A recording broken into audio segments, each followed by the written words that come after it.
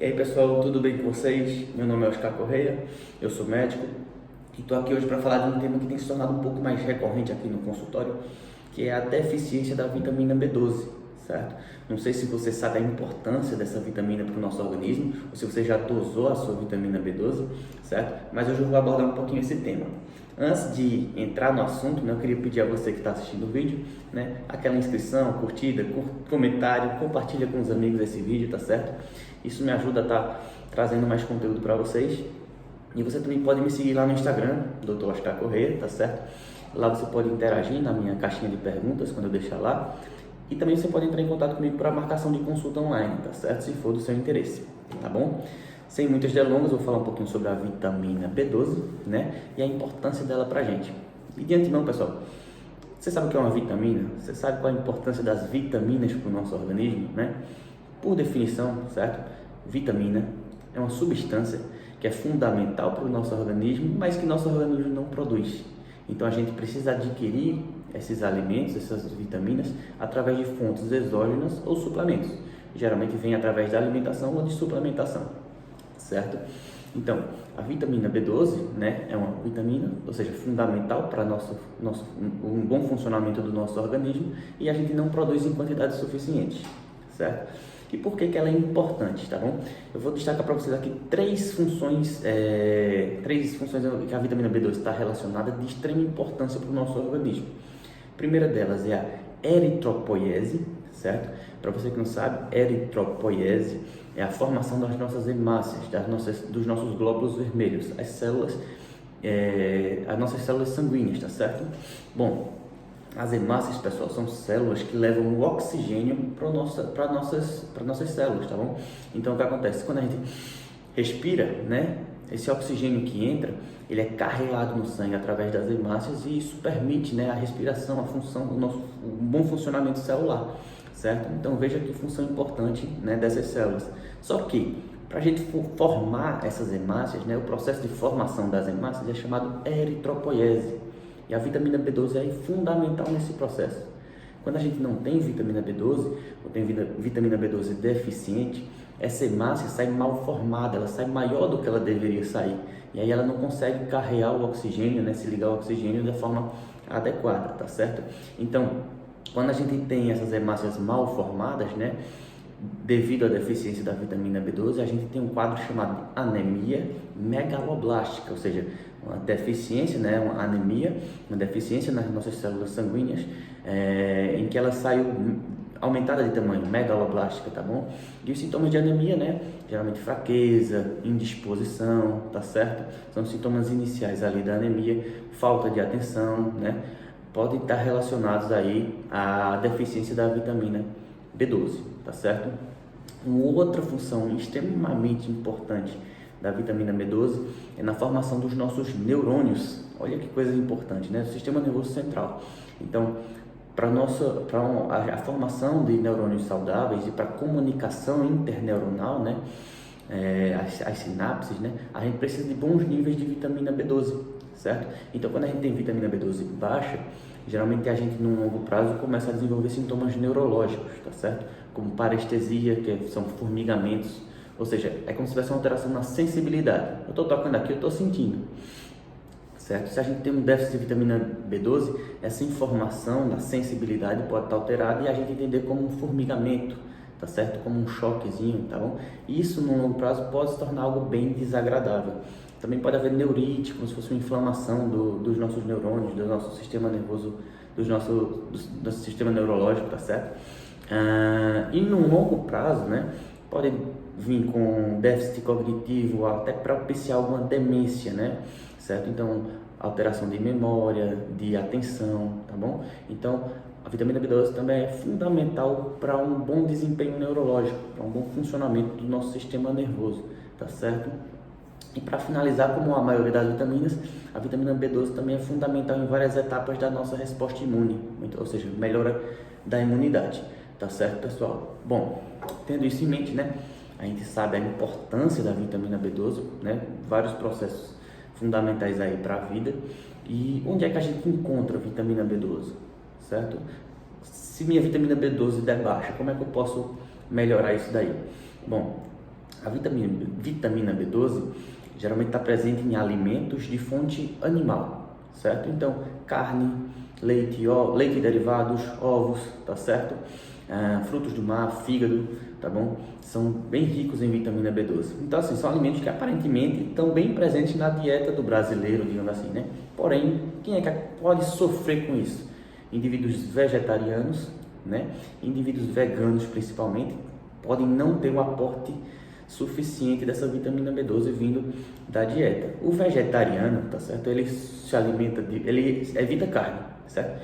Então ele se alimenta de vegetais, mas ele pode ter ovos, por exemplo, na sua dieta, e nos ovos tem quantidade de vitamina B12.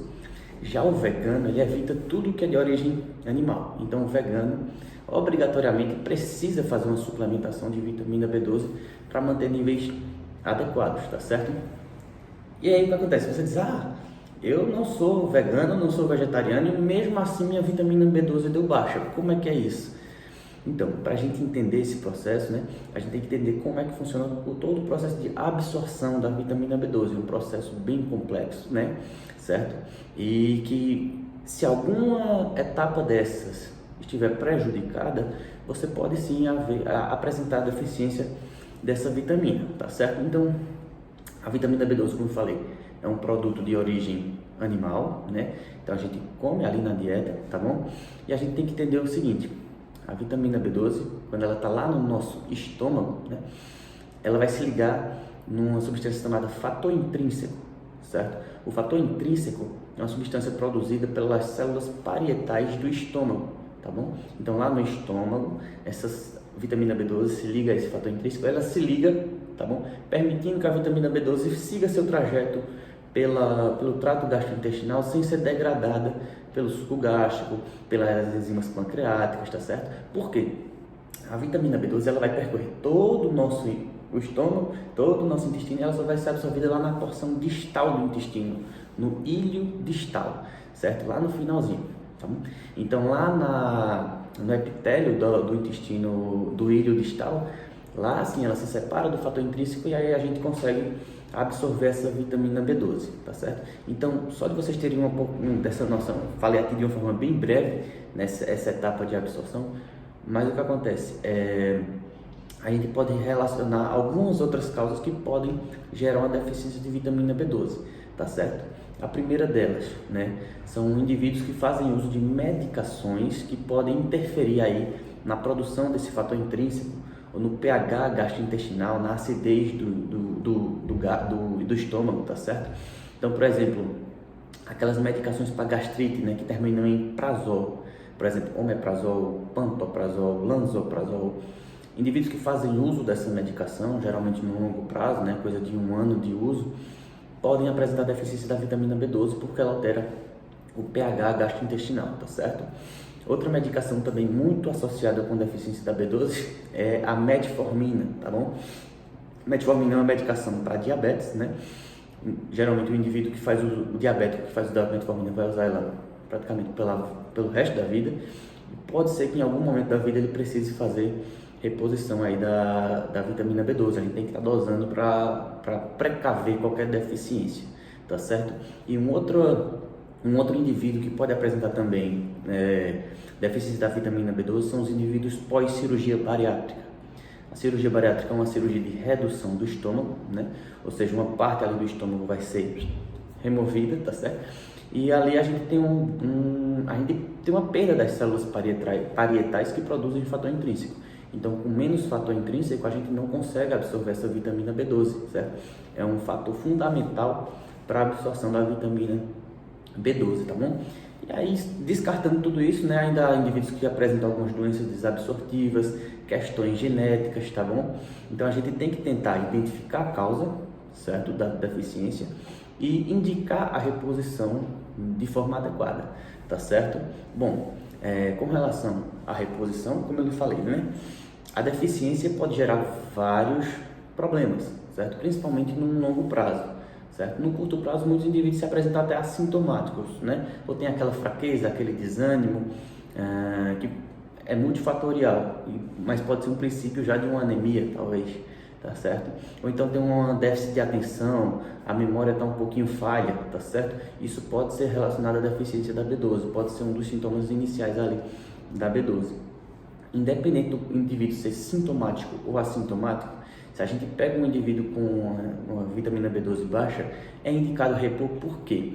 Primeiro que, como falei, quando ela está baixa, ela está relacionada a vários desses problemas, e quando ela está alta, certo, em excesso, ela não gera grandes repercussões clínicas, tá certo? Por quê? A vitamina B12 é uma vitamina hidrossolúvel, ou seja, ela se dissolve em água. Então, todo o excesso de vitamina B12 geralmente é excretado nos rins.